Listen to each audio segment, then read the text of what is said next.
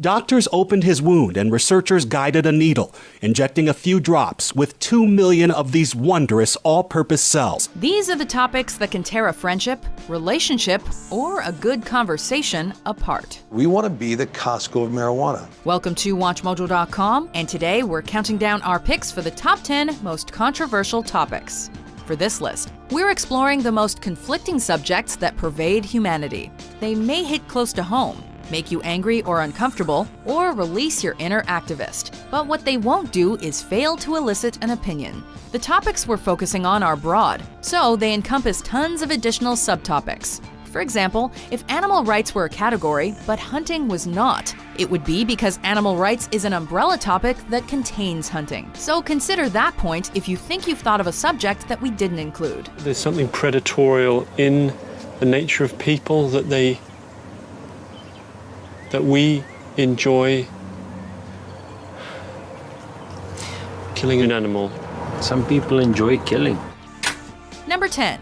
Stem cells. Scientists hope that stem cells could be used to create a very special kind of personalized medicine, in which we could replace your own body parts with, well, your own body parts. Embryonic stem cells are microscopic miracles. Their potential healing power is limitless, from regenerating limbs and burned skin to reversing the effects of strokes and heart disease. Cells from those embryos were then turned into other tissues, such as heart cells. This world of tissue restoration could only be a reality, however, if science had the license to produce them, which would mean the destruction of human embryos. These types of cells can only be retrieved after death, so the raising of any embryo to be slaughtered can be construed as unethical, playing God, or just plain murder. We know that there are ethical issues involved. We know that there are different laws, locally, nationally, and internationally. And they wanted to provide scientists with a way of negotiating among these different laws and ethical norms. Is an embryo a human being? And is its sacrifice permissible if it saves the lives of many? These are polarizing questions. We want to cure paralysis. We want to stop spinal cord injury. How incredible would that be? Number 9. Drug legalization. Welcome to Colorado, home of legal marijuana. Would the control and legalization of drugs make the recreation safer? Or would it create a generation of unmotivated and unhealthy stoners? I actually go on speaking tour to universities and talk to kids about marijuana. Oh, really? Yes, like the most genius. I'm like, you want me to talk about marijuana? We're like, okay. And they pay me to do it. Lock up your kids. While marijuana is the most prominent drug in this debate, its risk is low because its health effects are minimal. But there are many who see the benefit of legalizing harder drugs as well, both for the economic value and for the eradication of most organized crime. To begin with, we don't actually eliminate drugs, we drive the market underground. And the underground market for drugs is violent, it's corrupt, it has poor quality control. Of course, this would come at a price. In the drug debate, it's all about weighing the bad against the good. The Office of National Drug Control Policy is in better shape than when you found it. I'm not sure I made the slightest difference. I tried. I really did. Number 8, abortion. Yeah, I need an abortion. 16. I'm gonna say it's been about 2 months and 4 days since the sex. Mind you, that's just like a guesstimation. It may be the most famous of the ethical debates. Would you like to have a whole lot of people standing out here showing you that picture to make you more frightened? If people were forcing that on me, I would want it exposed. Nobody is forcing anything on anybody. That is completely inaccurate. The killing of a fetus for no lawful reason just leaves a sour taste in people's mouths. But just like the stem cell topic, if a fetus is not developed, does not have a brain, is not conscious, or is not self-aware, should it be considered a person? People just don't think about the life that's inside of you or the person that doesn't have a voice. And if it's destroyed without ever knowing it was alive, can the act really be considered murder? I think women should be able to make their own decisions about their own lives in their own bodies. And I trust women to make decisions for themselves. It's like the fallen tree in the forest problem, only with more serious consequences. 87% of counties in the U.S. now have no abortion clinic. In 5 states, there's only 1 clinic. As many as 240,000 women in Texas have already attempted to end a pregnancy on our own. Do we just travel back in time like 100 years, back when 5,000 women died every year as a direct result of abortion being illegal? Number 7. Gun control. If more guns made people safer, then America would be one of the safest countries in the world. It isn't. It's the opposite. With gun violence and mass shootings at an all-time high in the United States, where guns and the right to own them are considered sacred, it's no wonder this topic is so contentious. I think the only way my mind has been changed is maybe that until nobody has guns, everybody has to have them. As a Second Amendment right, bearing arms is as quintessentially American as burgers and apple pie. But when it results in an inordinate number of violent deaths and people who are afraid to leave their homes, it changes the scope and gravity of the issue. There have been 85,000 gun deaths in this country just since Sandy Hook. Should guns be outlawed? Would it make America safer? Or would the illegal market boom in their absence? And would it deter lunatics? Or does crazy always find a way? I am strongly supportive of doing away what we call the gun show loophole, which means that you could avoid the instant background check. Number 6, immigration. If you look, we've spent last year $113 billion on illegal immigrants. We have to do something about it, and we have to start by building a wall, a big, beautiful, powerful wall. In light of the Syrian refugee crisis and the collective Western uneasiness towards Muslims, the topic of immigration is as serious and relevant as ever in the 21st century. Unless you're one of the first Americans, a Native American, you came from someplace else. Somebody brought you. With throngs of displaced foreigners seeking refuge in countries they perceive as utopic, the world is at odds on how to remedy this. Billions of dollars have been spent to completely seal off the 3,000-kilometer border. But hundreds of thousands of illegal border crossings take place each year despite all the investments. On the one hand, there's the idea that a benevolent nation should reach out to help those who desperately need it. But on the other hand, a practical nation should put the safety of its citizens first and shield them from potential danger. It's hard to unwaveringly stand on either side of the debate, although some people have less trouble than others. I believe that we have got to pass comprehensive immigration reform, something that I strongly supported.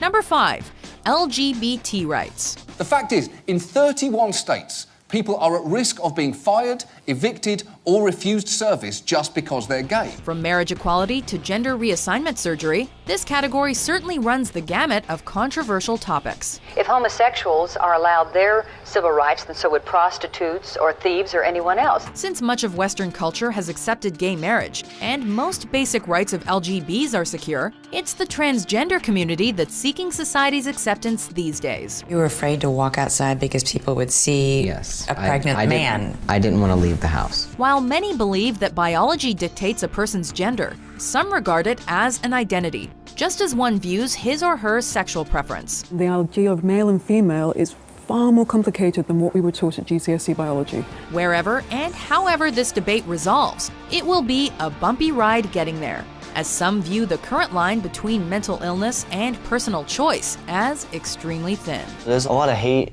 and a lot of danger. It's very common to feel like you're not accepted, you know? Especially if you're trying to date or you're trying to put yourself out there. Number 4, race relations. So why can't you play together if you have different color skin? Because your mom might not want you to play with that friend. Unless you walk a mile in a person's shoes, or skin in this instance, you cannot understand him or her. Wie heißen Sie denn? Zurück nach Afrika. Warum soll ich denn nach Afrika gehen? Bin ja hier geboren. That seems to be the philosophy binding all ethnicities, and any person of a differing race who attempts this comprehension is deemed a racist. In the midst of this issue are the highly controversial buzzwords guilt and privilege, which have been applied very liberally in recent years. I never really knew what was or wasn't part of the privilege. I just knew that I was a lucky person. Should a person be guilty for what he or she can't control? And should he or she be part of the blame for his or her racist transgressions? The president doesn't want us to march today. The courts don't want us to march. But we must march. We must stand up. We must make a massive demonstration of our moral certainty. It's hard to know, and even harder to talk about. We shouldn't be complacent about the very real existence of problems out there, but we shouldn't despair and think nothing's changed. Number 3, the death penalty. Austin Myers had another shot today. He asked the judge to spare his life. Last week, a Warren County jury recommended death for the 19-year-old. Who can decide if a person should die? That's the question surrounding this long-standing debate on the morality of the death penalty. I believe in the death penalty, and we had the death penalty here for years now in California. People try to reverse it all the time. I was all for it. Some take an eye for an eye approach on crime. Others believe that life in prison is a far more suitable punishment, while a substantial percentage thinks that only God should decide who lives and who dies. But Californians have become increasingly divided over capital punishment. Almost half of the electorate opposes it, while the other half is in support of it. Considering that 31 U.S. states have the death penalty, and 19 do not, almost half of which abolished it in the last 10 years. The debate is becoming much more even-sided. Maybe death is a gift. You wonder. Number 2, politics. We have picked ourselves up. We have fought our way back. And we know in our hearts that for the United States of America, the best is yet to come. Every topic on this list can fall under the umbrella of politics in one way or another. It's the government. It controls the world. It can control media, and within reason, it controls you.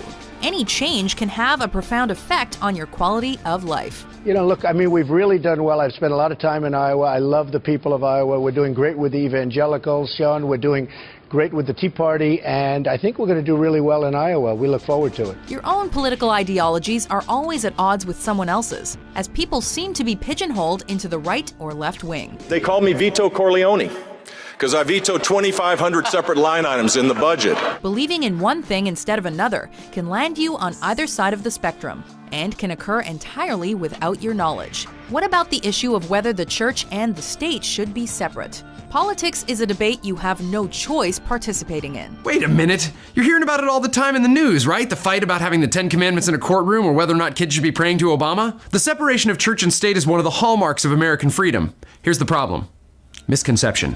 Before we unveil our number 1 pick, here are some honorable mentions. Doctors know which side of the white coat they want to stay on. And nobody wants to be a medical basket case at the end of their life, particularly medical people. They're getting their sex education from the internet, from each other, which is not accurate information.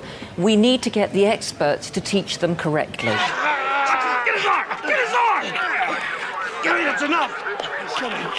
Gary, that's enough! Prop 35 was really scary for sex workers, and a lot of us came out of the woodwork to work on it because it required that if we were arrested, we would have to register as sex offenders in our neighborhoods, which is really crazy for anybody who wants to rent a home or get a job or foster a child or keep the child that they currently have. Only in a society protected by modern medicine and the technologies and pharmaceuticals that have stopped so many illnesses has the arrogance to reject what science, modernity, and medicine have done.